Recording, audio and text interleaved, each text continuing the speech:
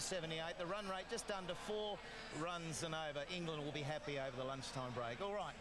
Our first guest on this opening day of the Sydney Cricket Ground is Adam Hollioake, an ex-England player, and has had a very interesting life to date. G'day, Adam. Great to see you, mate. How you going, guys? How are you? Good, mate. One-day international captain, and you played several Test matches as well. It's a tough season to be watching England. Mate, it's been, I've had to turn my phone off. Actually living out here as well, it's been a little bit difficult. I've handed out a bit of flack over the last few series, and I think now I've just got to take my medicine. Yeah, mate, I was going to say, you're a token Aussie anyway. Have you got a passport, Australian passport yet? Well, I've always had both. But I think the English passport's just been tucked away in the bottom drawer, and the Aussie one's been dragged out. With all the phone calls that I've been getting, I've been sort of saying, well, I'm actually Australian now, so I'm just changing with, going with the flow. Yeah, you know exactly what the competition is against Australia, though, in Ashes and the one-day internationals you played. My memory goes back to '97, playing a couple against you. It's an intense battle. It is, actually. I saw Warney just up there, and I got a bit twitchy every time I see him. He bowled me out a few times, and any time I'm sitting beside him, I start to get a bit nervous. So seeing that, all you guys just brings back the memory, the great side you had, and it's actually not too bad seeing some of the guys in the era after us who found it a bit easier, getting a little bit of flack back as well, because we're just used to getting wiped by you guys. So yeah, been fun. Mate, away from cricket, boxing.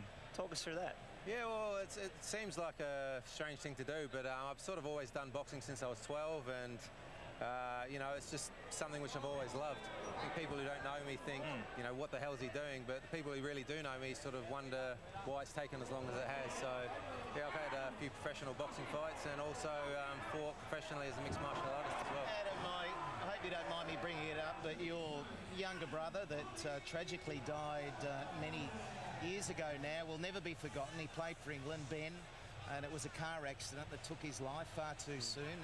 It would have been very difficult for you and your family to get through. Yeah, without doubt, that was the worst thing that's ever happened in my life. We were very close, obviously. Played in the same side at Surrey and with England, and I'd field at slip and he was at gully, and then I'd always 300 times a day catch the ball and throw it to him, and then for the accident to happen, and then all of a sudden I was throwing it to somebody else was always a constant reminder, and it sort of made cricket quite hard for me after that, and I sort of struggled to, probably went through quite a few years of finding it really difficult. Yeah, I understand. Marcus North over there in the West has recently lost his older brother, and it was in tragic circumstances. So you've got through that difficult time. I'm sure it shapes you as the person you are, and I admire the things you've taken on. This mixed martial arts is probably an outlet, along with the boxing that Binger brought up, as a way to channel some certain things inside you. Yeah, well, I don't know why I like it. It's just I think, and one thing I did learn from my brother's accident was to try and do and follow the things you love. Sometimes I wish I liked golf. Sometimes I wish I liked chess. But unfortunately, the thing I like doing is mixed martial arts. So yeah, if it was chess, maybe my nose would still be straight rather than halfway across the other side of my face. Well, that's why you're a captain. You would have been good at chess. You're always 4 moves ahead. Right. You're a very good captain. Yeah, well, I don't know about that. It's, yeah, I don't know.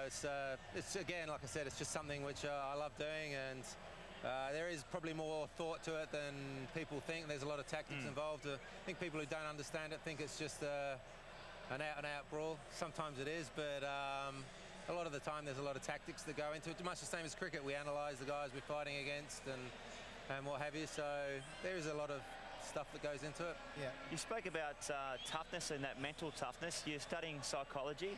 Has that been happening for a while, or? Well, I've just a recent thing. I'm at a sort of crossroads in my life, really.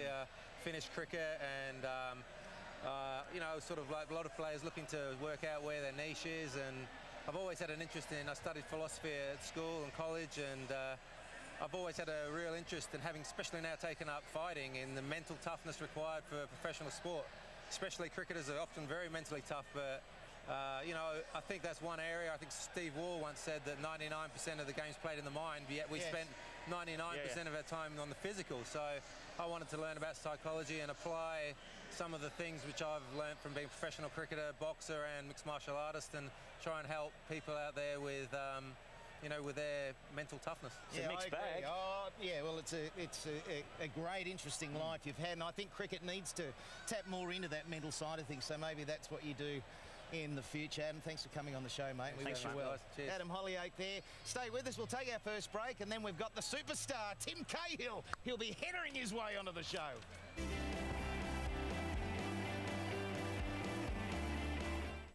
Residents in Dunwich have been told to prepare to leave. The threat is far from over. In news, experience counts. It was hot